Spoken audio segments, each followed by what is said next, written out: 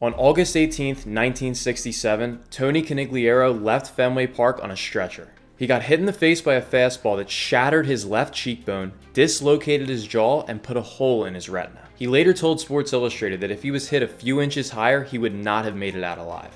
Later on, some of his teammates told him they thought he'd stopped breathing. I never passed out, and I kinda wish I did because I fell to the ground and my eyes and my face puffed up. I had my hands over my face. I could barely breathe and I heard a loud ringing sound. And I thought that the chances were I wouldn't make it. And I asked God to keep me alive at that point because I knew I was in rough shape. The injury was so severe that a priest administered the last rites. Jack Hamilton, the pitcher who delivered the errant pitch, later told the New York Times, "I know in my heart I wasn't trying to hit him. I never hit a guy that hard in my life. He went right down." Up until that tragic moment, Tony C was a hometown hero and a rising young star. He went to high school just a few miles from Fenway Park, and he signed with the Red Sox at 17 years old. 2 years later, he made Boston's big league roster and never looked back. By age 22, he had already hit 104 career home runs to go along with a .276 batting average and a .339 on-base percentage. He was the youngest American League player in history to reach 100 career home runs. In one article, Fansided cited his closest comparables as Bryce Harper and Juan Soto. His teammate Carl Yastrzemski once said he was so cocky, he knew he would beat the pitcher with the game on the line. But after that life-threatening moment on that fateful night in 1967, medical experts doubted that Tony would ever play again. And even if he did, it was highly unlikely that he'd be at the same all-star caliber level. Baseball was always my life, and there's nothing else in the world I'd rather do than play baseball. All of a sudden, the game was taken away from me. Well, the first 4 days I locked myself in my room and I didn't want to talk to anybody. A few months after the injury, Tony went for an eye exam. He could see the big E at the top of the chart, but nothing else. His whole body felt weak. He said that he was more scared than he'd ever been in his life. After more extensive testing, the official results came in. Tony had a blind spot caused by a cyst in his left eye, in the very same part that enables the judging of speed and distance. Not ideal for a guy getting paid to hit major league fastballs. But despite his doctor's objections, Tony insisted on returning to the field. Thousands of fans from all over the country sent him letters. In fact, 6 people even offered him their eyes. Deep down, Tony knew that if he could just get healthy, he'd be able to hit again. So he started playing pepper in the backyard with his brother every single day. The first time, he whiffed on a few pitches and was so disgusted with himself that he quit.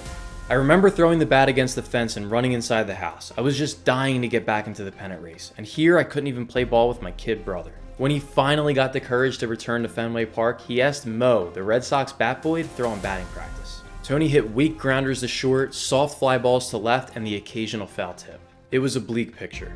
He went into that offseason wondering if his dreams of a comeback were even realistic. He called those months the most miserable of his life, but he kept on working, and by the spring of 1968, he started gaining confidence at the plate. To avoid another injury, he started spring training 6 inches back from his normal spot at the plate. To make up for that extra distance, he increased the length of his bat by 1.5 inches and its weight by 2 ounces. In his very first exhibition game, he hit a single and a double. Slowly, he started inching closer to the plate. Things were finally looking up, until it all came crashing down again.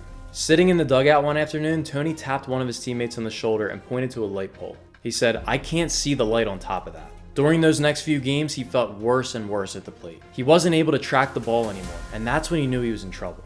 After another round of tests, the doctor broke the news, telling Tony it's not safe for you to play baseball anymore. That cyst in his left eye had burst during spring training, leaving a hole in his retina. His vision had gone from bad to worse, leaving him legally blind in his left eye. Any form of exercise, even jogging, would risk a detached retina and career-ending surgery. That night, Tony C put out a statement announcing that he would miss at least the entire 1968 season. He signed off with a sentence that predicted his future, even at his lowest point. "This is what is important to me, and I want all these friends to know that I'm not going to quit and that somehow, some way, there will be good days again." But just as he was closing the book on his baseball career, he received a message that seemed like it was sent from heaven. The vision in his left eye had suddenly improved to 20/100. His doctor could not explain it, saying an entire healing process seems to be taking place. And just like that, the comeback was on.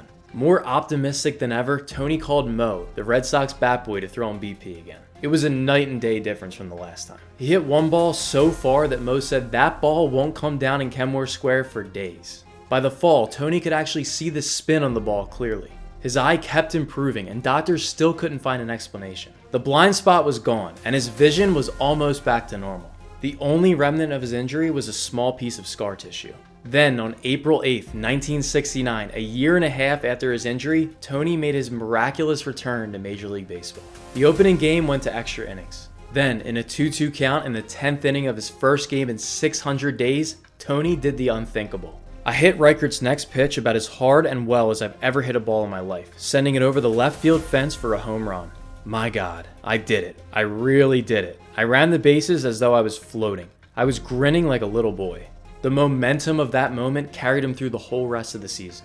In 141 games, Tony hit 20 homers with 82 RBIs, winning the Comeback Player of the Year award. The following season, he was joined by his brother Billy in the Red Sox outfield, and Tony set new career highs with 36 home runs and 116 RBIs. The brothers combined for 54 homers that year, the most by a pair of siblings on the same team ever. But in 1975, his vision started to fade, and it forced him to retire from baseball at 30 years old. Sadly, his health struggles didn't end there. In 1982, he suffered a heart attack, stroke, and permanent brain damage. He never fully recovered and ultimately passed away 8 years later at the age of 45. Today, his legacy lives on in the form of the Tony Conigliaro Award. Every year, the award is presented to the MLB player who best overcomes a major obstacle and continues to thrive through adversity. Each winner embodies the spirit, determination, and courage that were Tony's trademarks. Recent recipients include Tim Hill, Liam Hendricks, and Jose Cuas. While most people view Tony's career as a tragic what could have been story, I see it differently. Yes, it's a reminder of the fragility of life, but it's also a testament to the power of the human spirit, the will to overcome the odds when the whole world is doubting you. With not only his baseball career, but his life hanging in the balance, Tony fought back with everything he had. Doctors said it was medically impossible. Fans thought he would never be the same player. He even doubted himself at times, but he went out and did it anyway. Not only did he make it back to the MLB level, but he set new career highs in the process. His story proves that you can really do anything you set your mind to. Now enshrined in the Boston Red Sox Hall of Fame, Tony C will always be remembered as a legend of the game.